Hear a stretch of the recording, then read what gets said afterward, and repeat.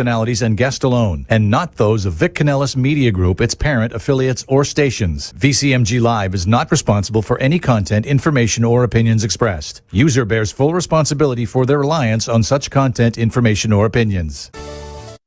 Amp2.tv presents You and Your Doctor, teaching you to live a longer and healthier life.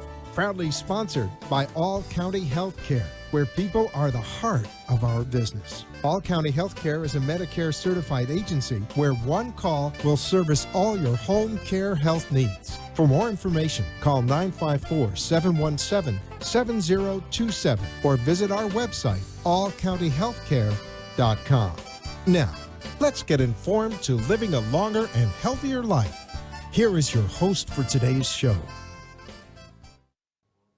Welcome back to another episode of You and Your Doctor, sponsored by All County Healthcare. We are a certified home healthcare agency servicing Palm Beach County, Broward, and Miami-Dade. You can reach us directly at 954-717-7027. I am your host, Louise Gomez. Welcome to the show. And today we have Dr. David Moskowitz. He is a preventative nephrologist right here in Hollywood, Florida.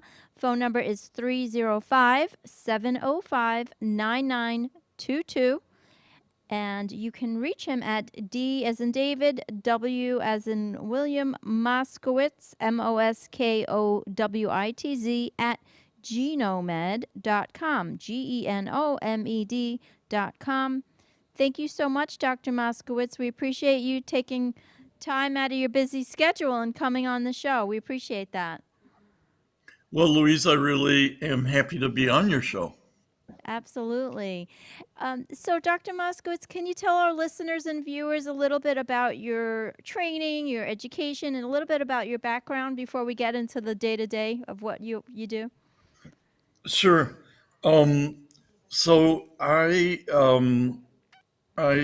went to good schools, Harvard College.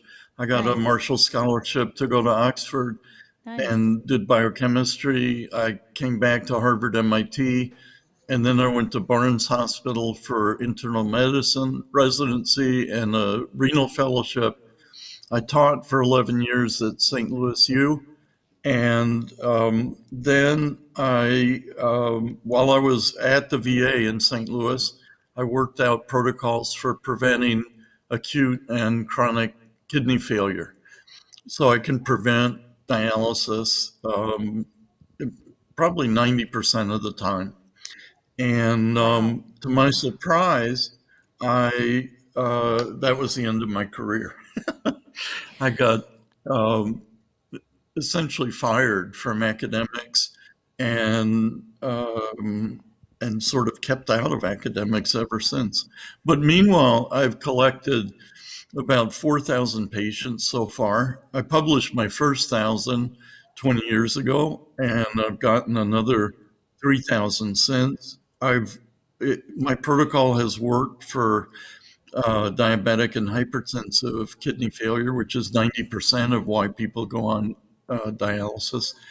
It's worked in every patient population I've tried it in, including Haitians here in Miami, in North Miami, who have the roughest, the most severe hypertension and diabetes that I've seen of anybody.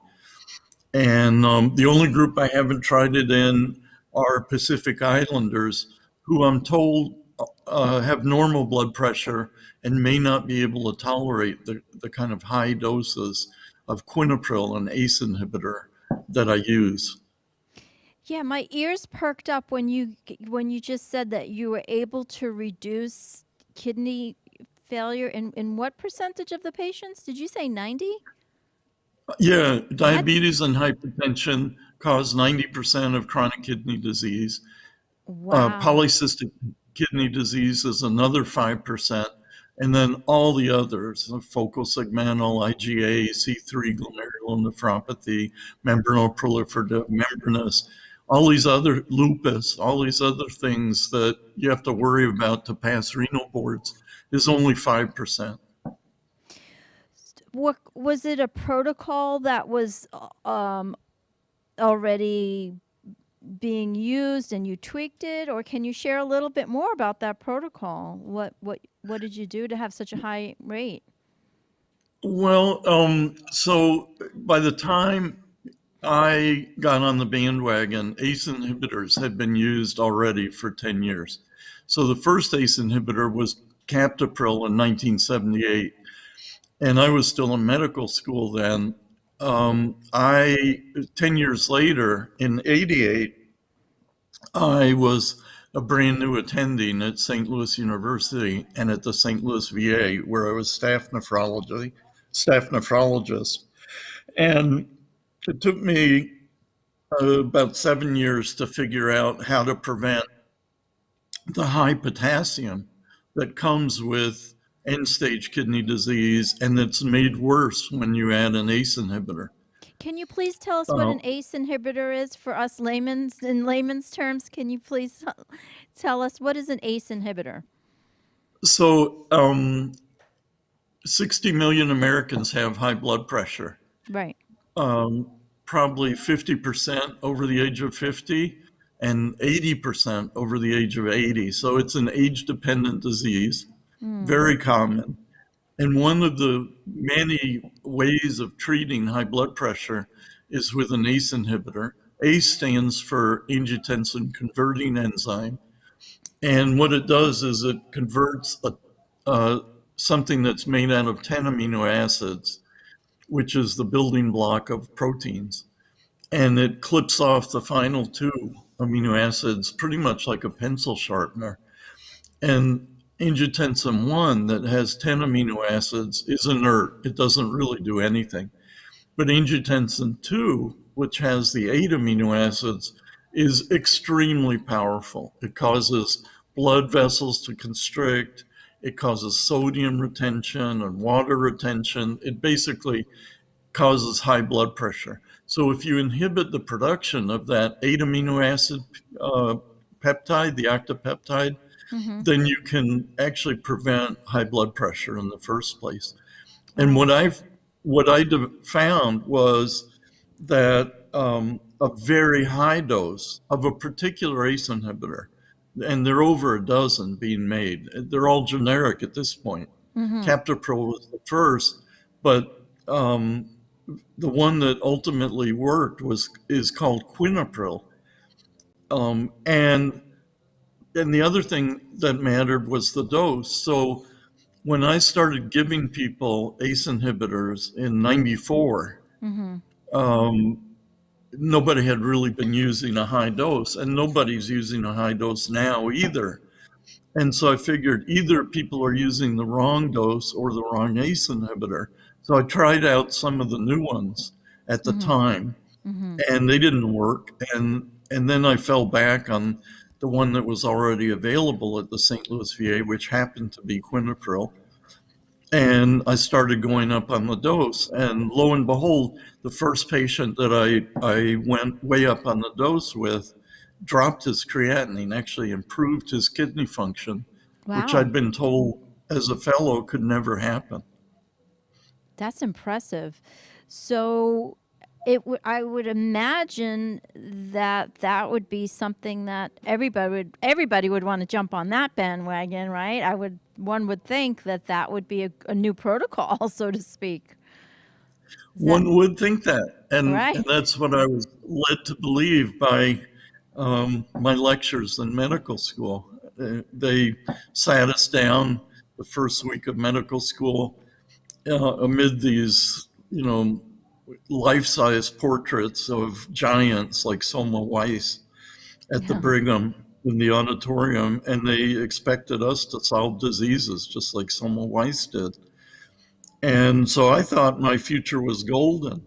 Unfortunately, dialysis is a $200 billion a year industry, which I call medical slavery, because what happened was everybody I approached in healthcare, in the government, in nonprofits like the National Kidney Foundation, the American Society of Nephrology,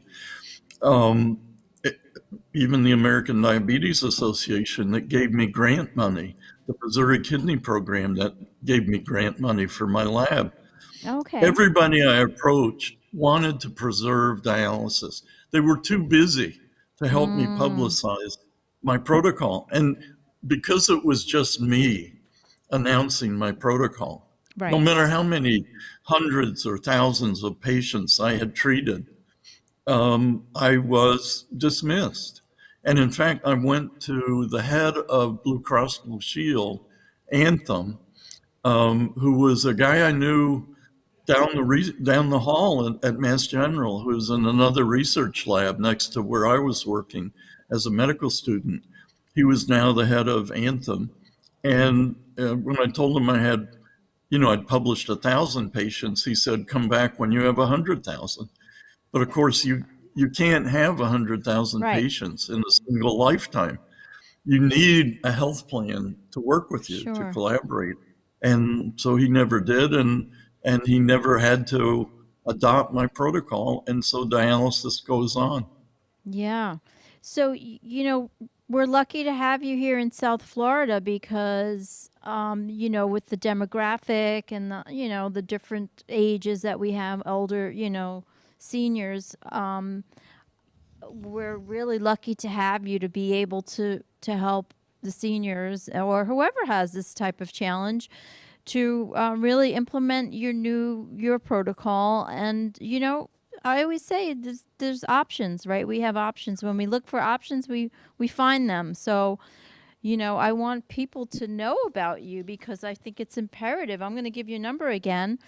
If you know anybody who's having a challenge with these types of challenges, please call Dr. Moskowitz, 305-705-9922.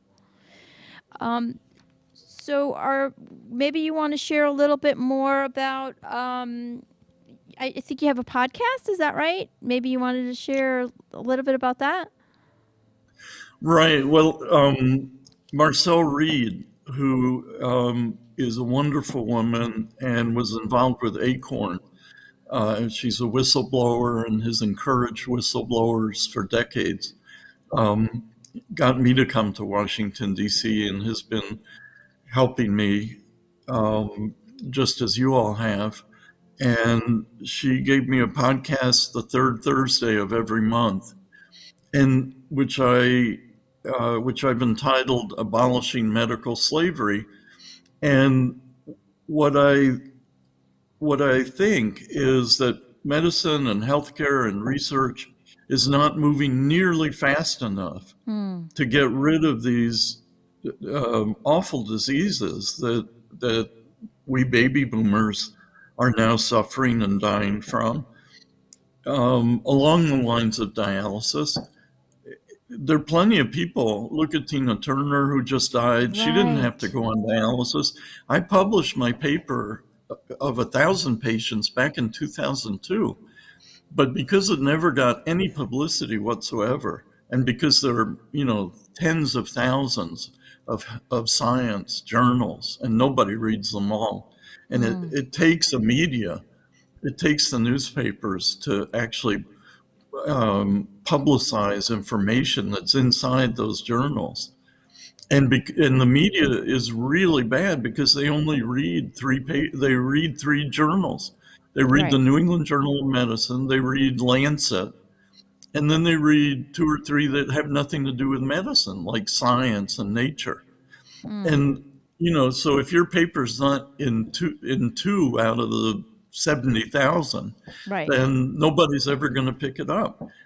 And you might as well be like Gregor Mendel, the Bohemian monk, the abbot of in Czechoslovakia, who invented genetics in the 1840s, and it wasn't rediscovered until 1902, 1905, by some Englishmen who stumbled across his paper.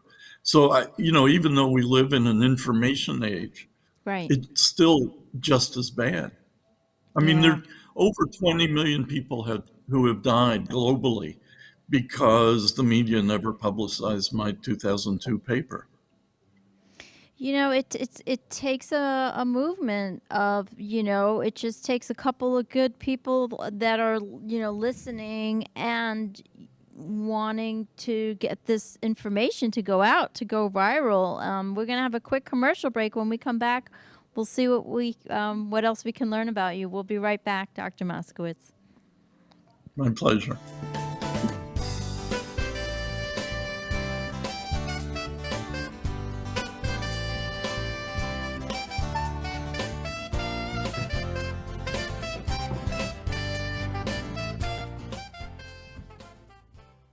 All County Healthcare has exciting news for any and all patients with COPD or other respiratory ailments. Listen to what renowned pulmonologist Dr. Keith Robinson has to say. Hello, I'm Dr. Keith Robinson, board-certified pulmonologist, medical director at Fusion Health Pulmonary Rehabilitation, and a board member with the American Lung Association of South Florida. We have exciting news for patients with COPD. We now offer IPV therapy at home, which has been demonstrated to improve airway clearance, decrease hospitalization, and improve quality of life of patients with COPD. Please call All County Healthcare for more information about this FDA-approved therapy.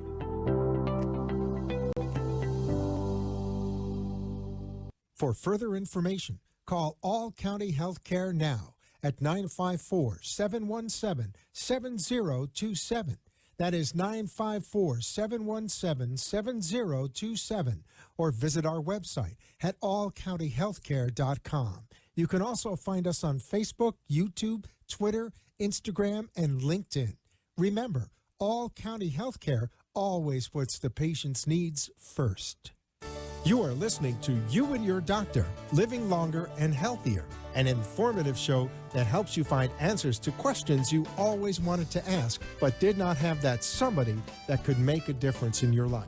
Call into the show if you have a question at 888-565-1470, and we will put you on the air to inform all our listeners.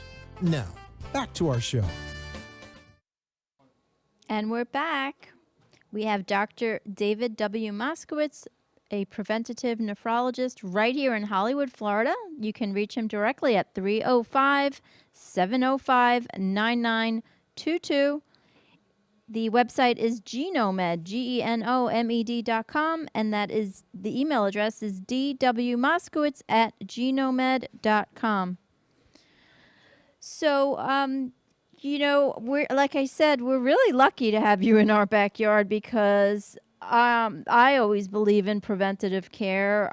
Is there anything when you talk to your patients about diet, exercise, lifestyle? What do you talk to them about? What else is part of that protocol? Well, the beauty of my protocol is that you don't have to change your lifestyle. Wow. So I developed it at the VA, about the only thing that veterans have going for them. You have to be poor. You can't make more than 21 grand. Maybe it's a little bit more now, but 30 years ago it was 21 grand. So I didn't ask people to change their lifestyle because that was basically the only thing they had going for them. All you have to do is give people a high enough dose of Quinapril and a second drug to control their potassium. And those two drugs do their magic. You don't have to worry. Huh. That is amazing. So I know you see a lot of patients, and I think you might have had some experience with us, with All County Healthcare. Can you tell us a little bit about your patients or experiences with us, or any good feedback, or anything you can tell us about the... I'd like to say that All County Healthcare has made me a billionaire, that I'm currently taking care of, 1 billion adults globally. but it hasn't happened yet. In fact, I don't think I've gotten a single patient from All County Healthcare. We thought you maybe had some experience with our providers, any type of physical therapist, or any of your patients had any type of interaction with them. Maybe not. No. I've just been on the show, but haven't had any professionally or financially rewarding relationships yet, but Yeah. hope springs eternal. What I can tell you is somehow a patient found me on Google.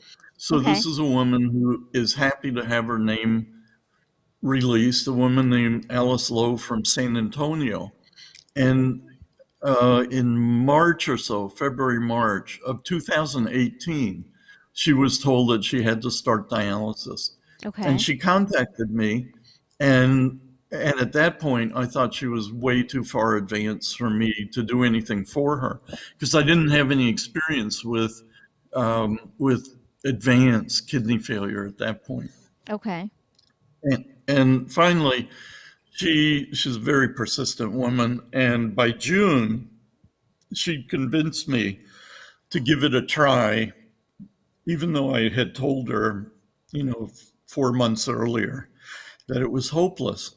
So I worked with her in June of 2018 and got her on high-dose quinapril.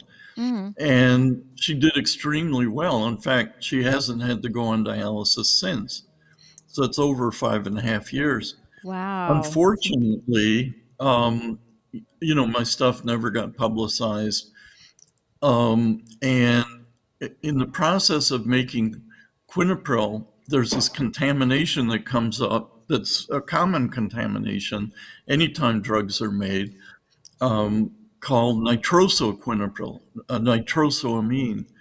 And the FDA is very strict about nitrosamines because they're worried that they may cause cancer. And nitrosamines are mutagenic in bacteria, meaning that they change the DNA sequence in Salmonella and a few other strains of bacteria, a test that was developed by Bruce Ames in the 60s. And so anything that fails the Ames test, the FDA regulates very tightly. And even though more nitrosamines are produced when you grill hamburger meat or a hot dog than you'll ever consume in a pill. So about a year ago, the FDA found nitrosamine contamination in 2 companies out of the 4 that made quinapril, my magic drug, Yeah. and shut down production in the 2 companies. And the other 2 and because nobody knew that it was special, that only quinapril could prevent renal failure. Another casualty of the lack of media attention. Besides the 20 million deaths, now nobody can get quinapril. So of the 4 companies, nobody makes quinapril anymore, and all sources have run out. And Alice Lowe's own cache of quinapril, and I sent her my own supply, ran out in mid-September. Oh, And no. I started her on a second ACE inhibitor called Moexapril, which is very similar in Okay. structure. And initially for a week, she did well. And then after the second week, she started to crap out, basically. And her kidney function has declined steadily ever since. And now I'm racing to get her an emergency supply of quinapril by this weekend, or else she's going to have to go on dialysis. The problem with going on dialysis is that you're dead in a year or 2. It's not well appreciated that the life expectancy on dialysis is in single digits, usually 2 to 3 years at most. And in people around 80, and Alice Lowe's 78, only a year or so. And she's been off the machine now for over 5.5 years. And if she were to go on the machine, which without quinapril she would need by Christmas, I could almost guarantee that she'd be dead by next Christmas. So it's really a life or death situation to try to get her back on quinapril soon. So is there any other generic drug that would have the same molecular constituent? No, they don't.